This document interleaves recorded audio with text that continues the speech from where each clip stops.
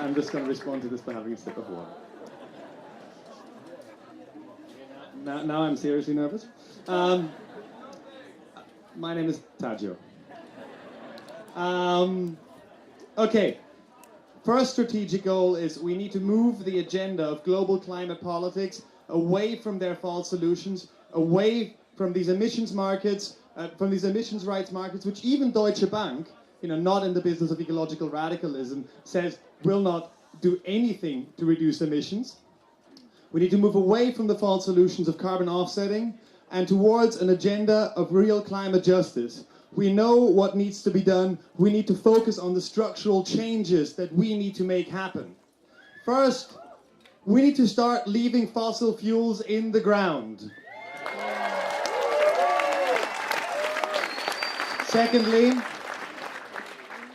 because I'm just going through these kind of different agenda points, because if we just say it's all about capitalism and we need to destroy capitalism, that is true, but not strategically very useful, because we haven't really worked out exactly how to do that yet. We're still, we're still working it out.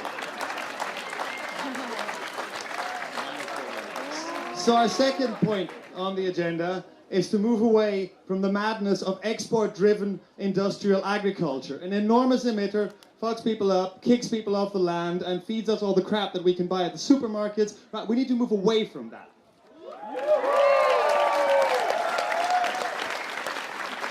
The punchline was going to be, we need to move to a system of, food sovereignty, but that's not actually the punchline, but it's a very important point. Food sovereignty is something that one of the most important global social movements, Via Campesina, has been fighting for a long time, and it's really a struggle we need to get behind.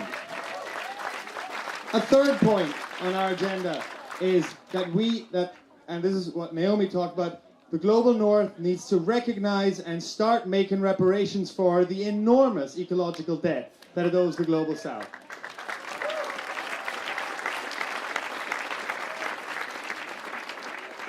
And fourthly, we need to start decentralizing and socializing the energy systems in order to turn them into renewable energy systems. Because the current power companies won't let us do that. We need to start doing that from below.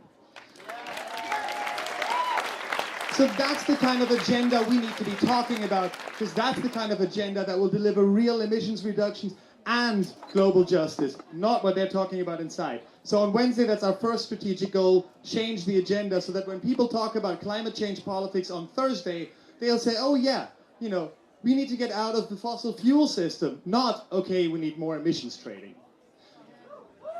Second strategic goal is because if you just have an agenda and you have no actor to push it,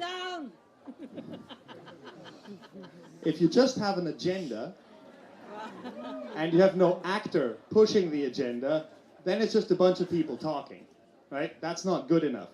We need a powerful global social movement that can actually fight for these things, that can fight for climate justice. And that's the kind of movement we want to really kickstart on Wednesday.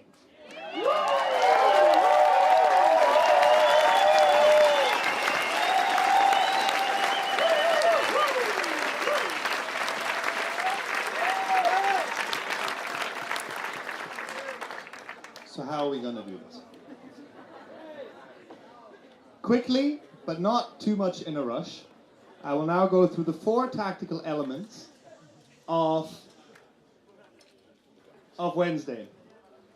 The first one is that thousands and thousands and thousands of activists using the tools of confrontational but non-violent civil disobedience will enter the conference area. Right? That means all of us need to be prepared. We need to be organized in affinity groups. We need to have an idea what's going on, because we are not just going to try to get into the conference area. We will get into the conference area.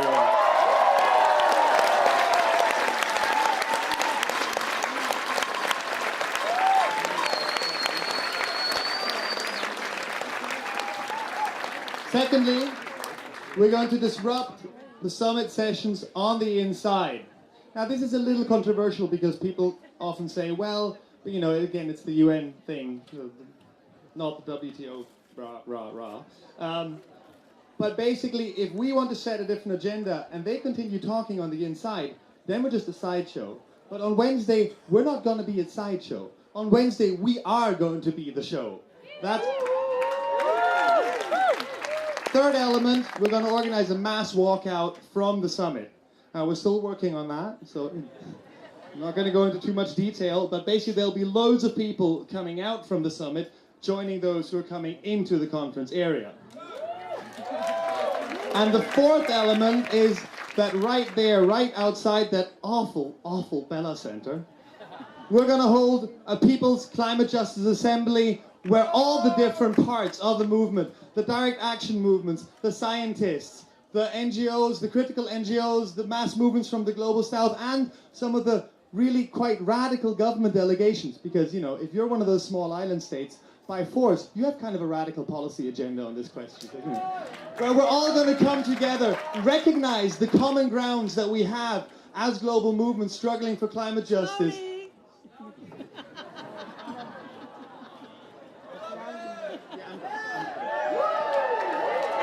Okay. So basically, this assembly is there for us to recognize the common ground that we struggle on. Because only when we get out of our own activism and politics as usual that we can kick off a new social movement. So in my head, I have this image of a 20-year-old Danish autonomous guy talking to a government negotiator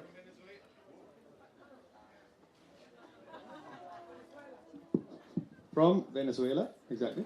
That was what I was going to say. Talking to a scientist from the US, talking to somebody from a Filipino farmers movement, and then saying, okay, how can we really fight for climate justice in the coming years? Because Wednesday is not going to be the end of a movement, it's going to be the starting point.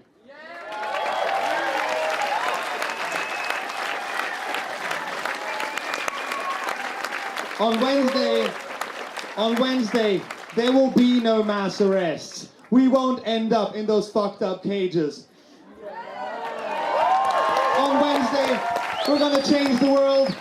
On Wednesday, we're going to make history. On Wednesday, we're going to begin to reclaim our power.